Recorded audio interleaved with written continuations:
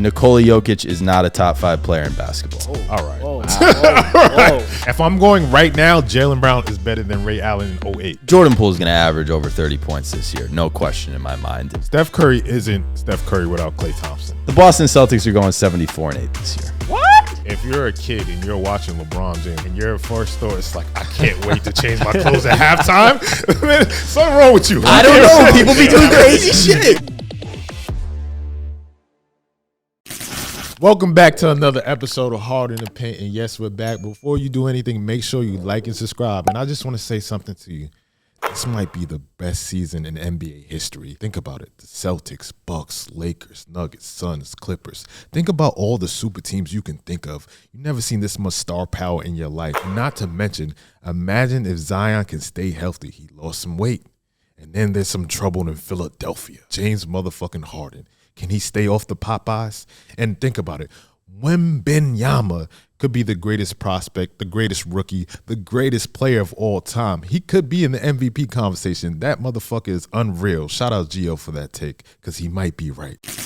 Around the motherfucking key, I got the guys in the fucking building. Gio, Colin, how you doing? Doing well. Wemby MVP takes. It's coming. I'm on it early. We got the Gen Z, Skip Bayless. We got the Gen Z, Bill Gates. We got Jack Cote in the motherfucking house. Woo! Thank you for having me. I enjoy coming on every time. Y'all are the best. I love talking hoops with y'all. I love talking anything with y'all. Sure. I never argue. I just explain why I'm right. So listen, man. Listen. Is there anything you want to say before we go? I'll keep it very simple. I think the way you started with your opening monologue, this is probably the most talented the NBA has ever been. The 17th best player in the NBA could be the 3rd best player in any other given year. The hype is unreal. There's 10 to 12 teams. I know the Celtics and Bucks are kind of at the top of the league right now, but everyone's competing. Did LeBron James disrespect the game of basketball? At halftime, he played in the game, preseason, mind you, changed his clothes into street clothes, and then add a little salad bowl with some fruit in it. Do you feel like that's disrespectful to the game to change your clothes at halftime and eat salad? Nah. I mean, what this is like when you're like a senior in high school and like you don't come to school like in uniform and you goof around in class, but you're kind of allowed to do it because, you know, you're the top dog and everyone knows you're going to be out of there soon. That's what LeBron is right now. He's been playing for, you said, 20 plus years. He's allowed to do whatever the hell he wants. It's a preseason game, too. You're 21. This man is old. He shouldn't even be playing in preseason. He's hungry. Get a little snack. Why not? Why not? It's Get LeBron. some fucking snacks. Healthy foods, too. People are overblowing it. I understand where you guys are both coming from. It's LeBron James. He has earned that right to do whatever the hell he wants. But I would not be surprised if the younger generation started doing a lot of that kind of stuff. No.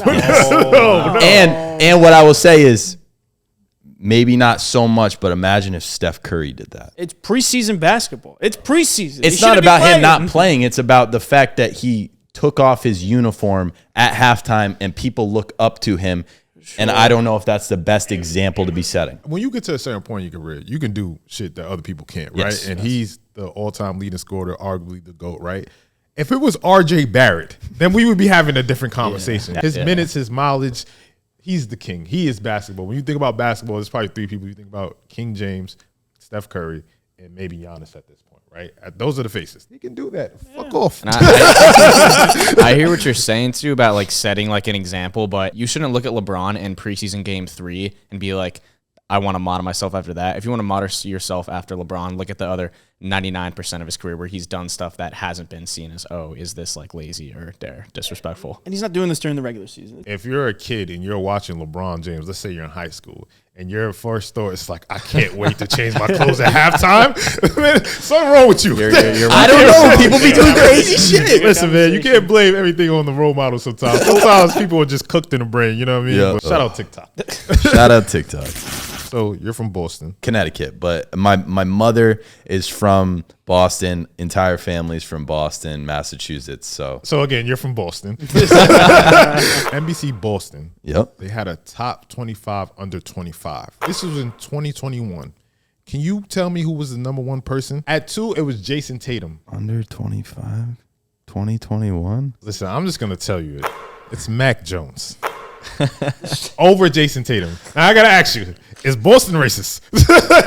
I love Mac Jones, bro. I truly do. We don't have to get into But it. Boston is racist. We don't have to. We don't have to get into it. There have been a lot of crazy things said in life. That was probably the craziest list I've ever seen. Has there ever been a time where Mac Jones was ever better than Jason Tatum? No, that's like And any aspect, And zero. any Tatum aspect. was sick from the moment he came into the Exactly. league. They went to the Eastern Conference and he dunked on LeBron. Exactly. I'm actually mind boggled by that list. I know people love the Patriots out there, and I understand that. But over Jason Tatum, that's the same year where Mac Jones threw 3 passes in a game. And don't give me it was windy, because that same game, Josh Allen threw 30 times. And I know this is a basketball show, but I'm just saying, if you got a quarterback that only throws 3 times in the games, that don't mean you have that much confidence in that guy. Jason Tatum was already a guy that, we always just say, he's still 19. That's the joke about Jason Tatum. But Jason Tatum was always elite when he stepped into the fucking league. Mac Jones, the fence is out. You know what I'm saying? The gates. Yeah. What's it? Not the gate. The fence. The the- court. The court is out on Mac Jones. Jury's at out. this point. Jury's out. Jury's out. Jury's Yeah, out. yeah. Jury's out. We got that. I was pre-law for half a semester. That's just disrespectful to Jason Tatum and everything that he's done for the city of Boston. So I don't really understand. But I want to know,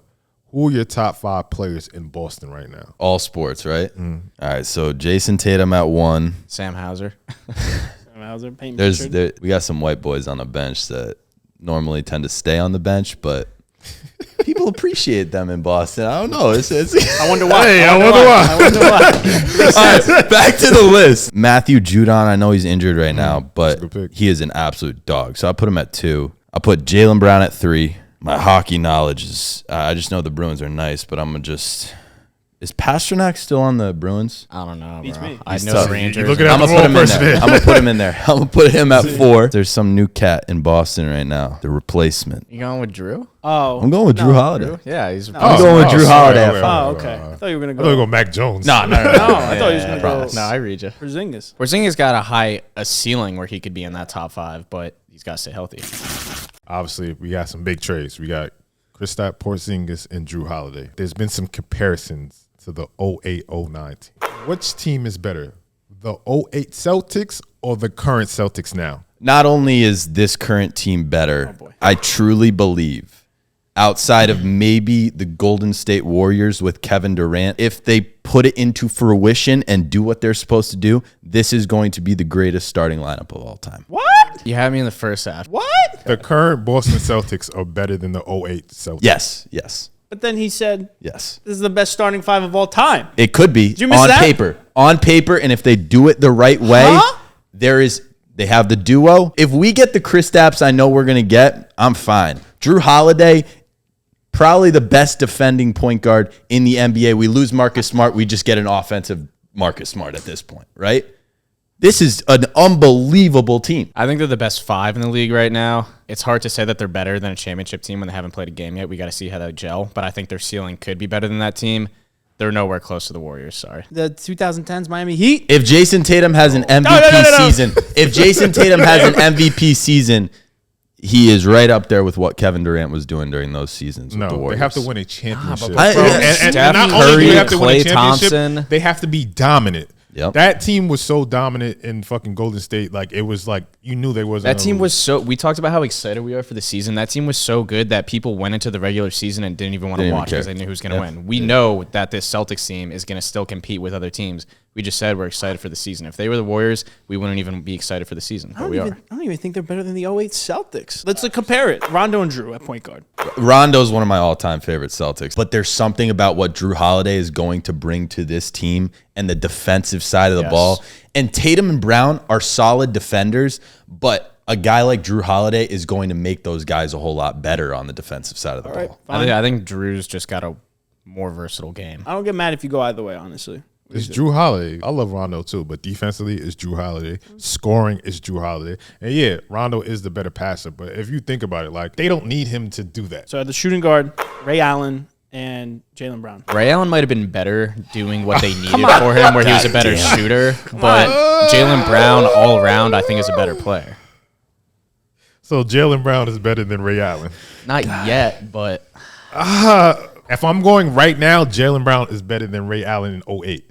Obviously, Ray Allen's the better shooter, but as a whole all-around player, Jaylen Brown is better than Ray Allen at that point in time. I'm shocked. Was Ray Allen a top 15 player in the NBA in that era, in that 08 time? I wouldn't call Jaylen Brown a top 15 player. I would. I would. Top 20 at least. You're Put him top 13. I put him top 20. All right, so is Jason Tatum better than Paul Pierce? Yes. Yes. I think so. Yeah. Paul Pierce has just like ruined his reputation with like horrible takes over the past few years. So it's easy to just say, yeah, F that guy, he sucks. So Paul Pierce is still a great player, but offense, defense, I still think I like Tatum better. Jason Tatum has had a better career than Paul Pierce so far. When Paul Pierce was on the Celtics before they got the big three, the Celtics stinked. They were booty chicks, right? I don't know if you were alive. But they were ass. I don't remember much, to be honest. I'm just keeping it stacked with y'all. Celtics fans really appreciate what Paul Pierce was to the team, and I think he truly was sensational. Like some of his battles with LeBron, we kind of forget about. The reason why LeBron left Cleveland is because of Paul Pierce. Paul Pierce was always good. Everybody just didn't like Paul Pierce's game. He had the worst swag ever. Nobody was just like, yo, my favorite player is Paul Pierce. We knew Nobody likes the Celtics. No, but I'm just saying, like, his swag was so nasty. Like, a lot of times, like, you like players just because of, like, their swag, like, what they do on the court and off the court. Paul Pierce had none of that shit, but we knew he was a good player. Like, a guy I grew up with, they used to call Paul Pierce slow roast because his game was so slow. It was like the Matrix, but he would cook. Now power forward. Kevin Garnett, Kristaps Porzingis. AG's eating his lunch. Yes. KP is a unicorn, and I think he's going to benefit from being on this team, being with Jason Tatum and Jaylen Brown. But anybody that ever says that KP is comparable to fucking Kevin Garnett, I want you tied up and thrown off a bridge. Maybe that's too much, but I'm just saying, don't ever think that's a comparison in your motherfucking I didn't life. hear your answer. I didn't hear your answer. I mean, Be careful. no, I can't. No. Kevin Garnett is one of the greatest ever. He's inspirational as a Boston guy. On three, can I get an anything's possible? Yeah. 1, 2, 3. Anything's possible!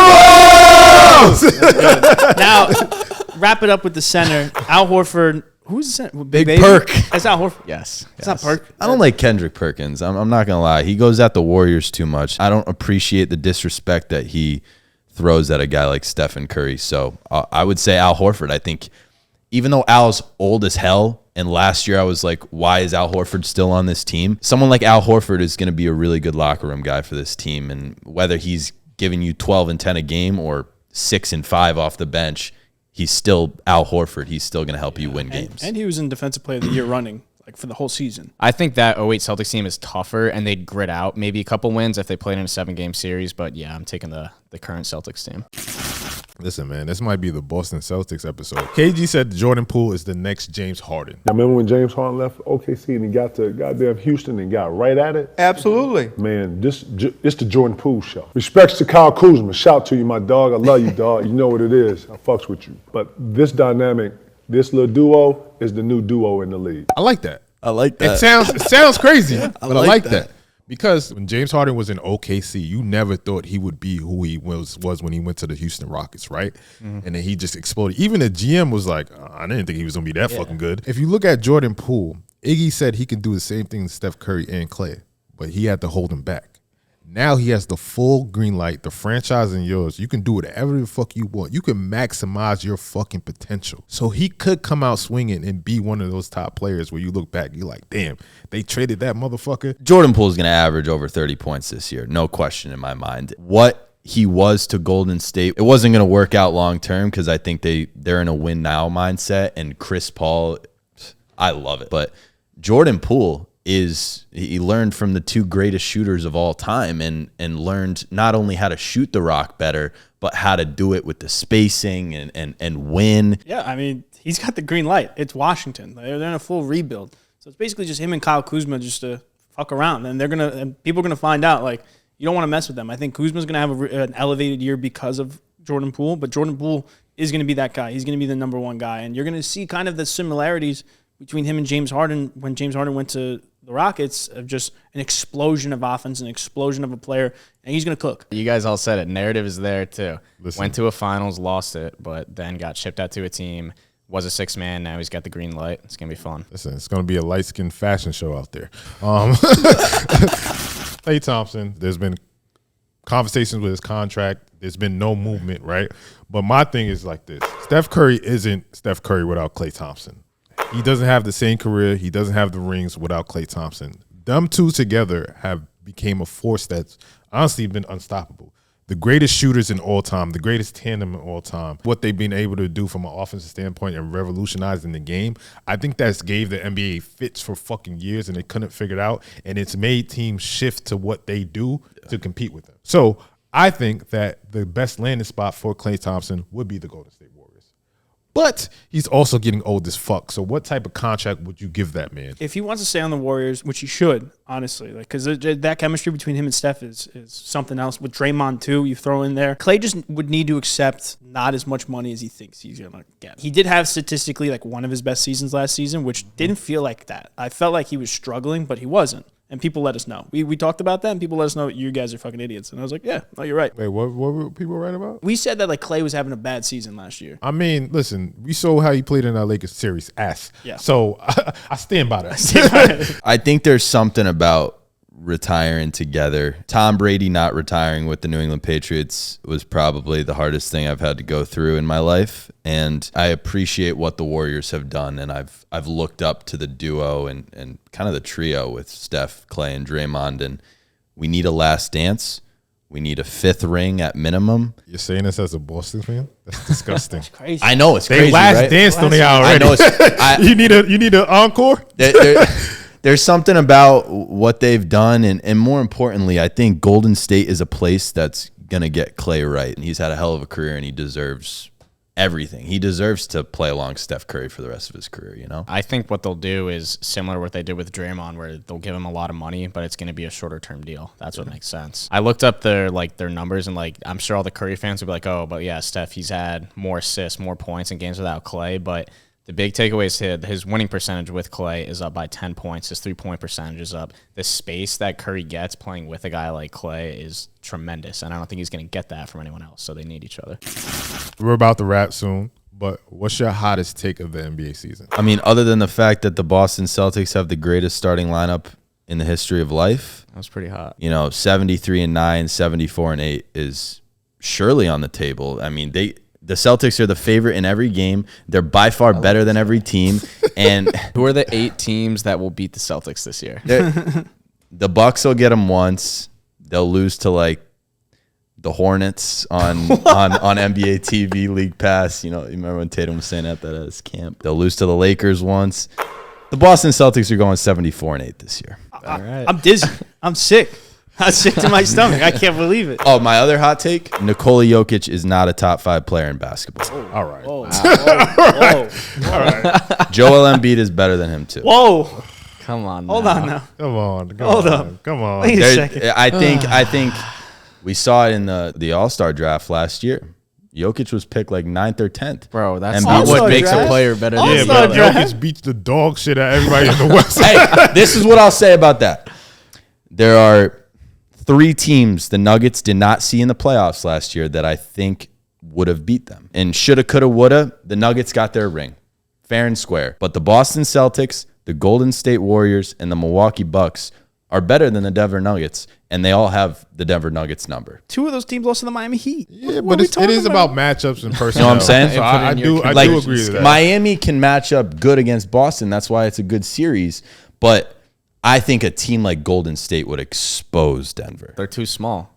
Denver's a big team. Yeah, Denver's a very big team. But even though they are small, I think the pace, right? Klay shot really fucking bad in that Lakers series. Yeah. But, and then even Curry struggled because of AD and what he was doing. They don't have an AD on their fucking team, right?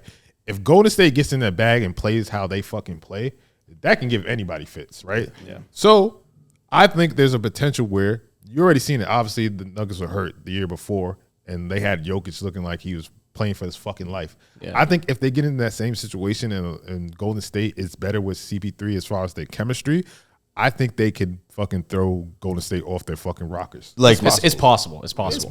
respectfully, 2 years ago, Steph Curry made the Denver Nuggets, and I know they didn't have Jamal Murray. I understand that. And it was a completely different team Even last if year. they had Jamal Murray, But they would have Steph lost that Curry series. absolutely lit up that Denver Nuggets team, and I would just watch out. If I'm Denver, I'm not. There's a couple of teams in the league I would have to watch out for. Talking about 2 years ago. I kind of agree with your reasoning. I just don't think you can, season hasn't started yet. Like, the Nuggets are the best team until someone beats them and they're 5-10 games up on them in the standings. I don't think we've seen Stephen Curry's best season yet. You can make that argument, and I think he's arguably Tom Brady year, in terms of he'll continue to get better, and as a shooter, he's never going to lose that ability. Statistically, you can make that argument, but it's the winning matters though. At the end of the day, that's what people remember, and the winning he had earlier in his career is huge. Jack Cote, man, the man with the hot takes, the guy from Connecticut, aka from Boston. Shout your handles out and shit. Jack Cote 30 on TikTok, Jack Cote 1 on Instagram, and just search up Jack Cote. I'm sure you'll see some crazy shit. We over here. Like and subscribe like always. We out here. Gang, gang. Peace. Thanks, guys. Does JBobby make you angry? Well, that's good. Let us know in the comments. Like and subscribe, baby.